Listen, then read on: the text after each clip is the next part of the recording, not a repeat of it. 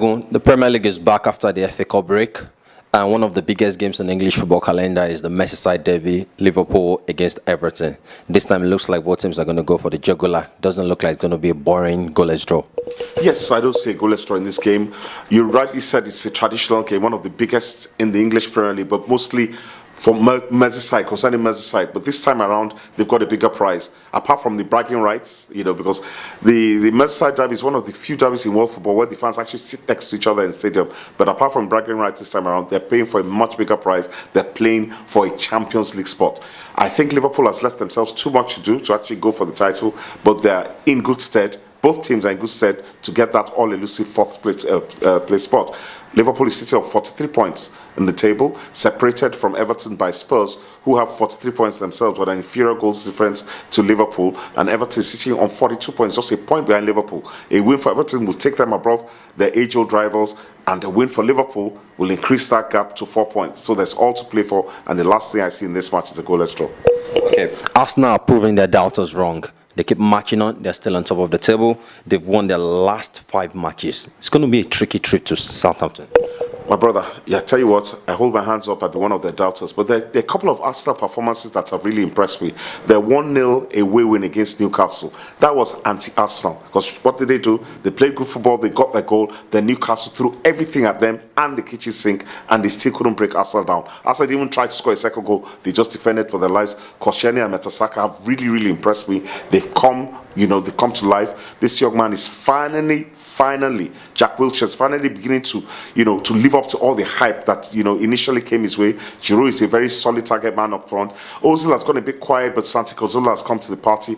So I'll tell you what, it's looking good for us. This is a game they really have to win if they want to keep, the likes of City and Chelsea away from them. But Southampton has got a bit of a renaissance. They're sitting on 31 points. They had some off-the-field brouhaha with Osvaldo clouting one of his teammates.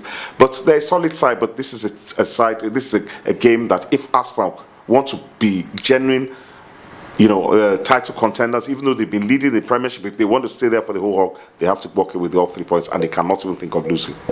An interesting game at Old Trafford. Ole Gunnar Solskjaer is going to be back. He's going to get a hero's welcome, I'm sure about that. For Manchester United, the biggest news so far is Mata signing from Chelsea for a club record. Man United have won their last 10 games against bottom 6 teams. It looks like they have to get 3 points this time around. Well, I tell you what, the Manchester United of the David Moyes variety is a different beast entirely. If you look at the Cups, they were knocked out of the Cups to lower place. They were knocked out by Swansea and Sunderland.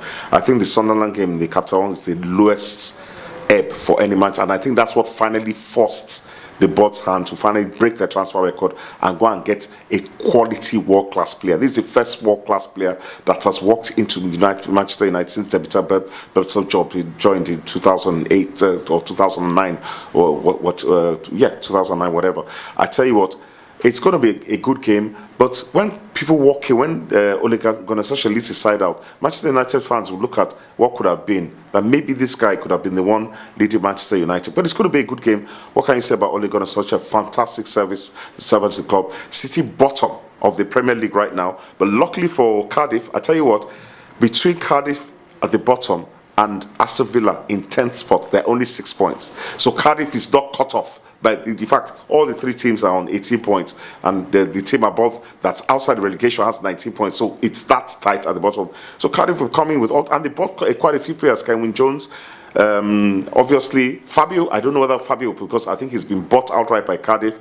But Zaha, Wilfred Zaha, that's another mystery to me. Why he never quite caught it. He's just joined them on loan as well. So I'm looking to an entertaining game. But I tell you what, the result is far from predetermined. Let's go to West London. Chelsea against West Ham. If Chelsea really wants to win the league, these are the kinds of matches they must win at home to West Ham. Like I said, Chelsea have won their last 5 Premier League matches. Jose Mourinho will want to pile more misery on Sam Allardyce. Looks like they just have to go all out for this one. I tell you what, Jose Mourinho, first, I must give him kudos for the way he handled the Mata affair. A lot of people question why he would have sold Mata to Manchester United, but first things first, I have to assure people he no longer sees Manchester United as a title threat this season. They're out of the equation. But I tell you what, I think Mata deserved that move. It's a classic. I don't know what went on, why Mourinho singled him out, but for whatever reason, it's not working it didn't work with him and Mourinho. And Mourinho is delivering results. He seems to have mastered the art of winning leagues. What does Mourinho do? Wins his home games, make sure he doesn't lose away.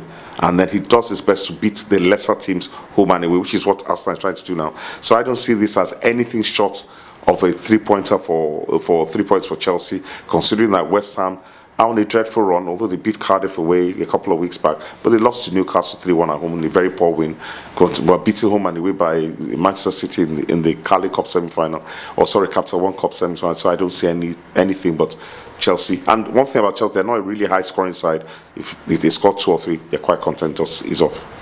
Lastly, Spurs against Man City. Spurs are their form is not bad at all. Man City free scoring. This doesn't look like it's going to be a goalless draw. It looks like a both teams to score affair. In many ways, this could be the biggest game of the week, in the sense that, yes, Everton, Liverpool, with everything they have to play for. But in this case, Spurs has literally come from the dead. Tim Sherwood has done very well. He's not lost any game in the league so far. The only game he's lost, if my memory serves, was to West Ham in the Capital One Cup. He's reinvigorated the side. And then with a masterpiece of man management, he brought Emmanuel Adebayo back from the doldrums. A player who essentially thought his career at Spurs was over has now set out to prove a point, and he's been the linchpin on, Spurs are doing good things, and they do have the players, they have the playing staff anyway.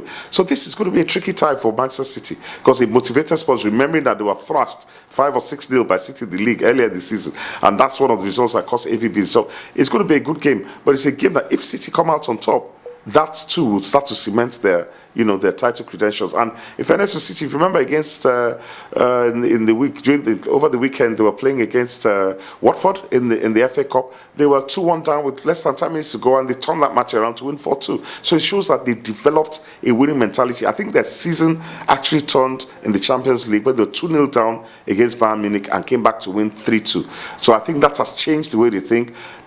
They have the experience, they have the skill, and now I think they've developed that winning mentality. And that, for me, is going to be an explosive game.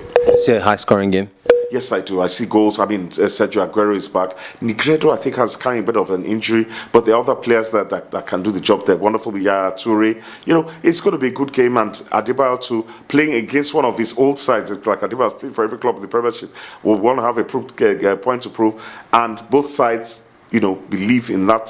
Both coaches have that philosophy that attack is the best form of defense. Thank you, Segun.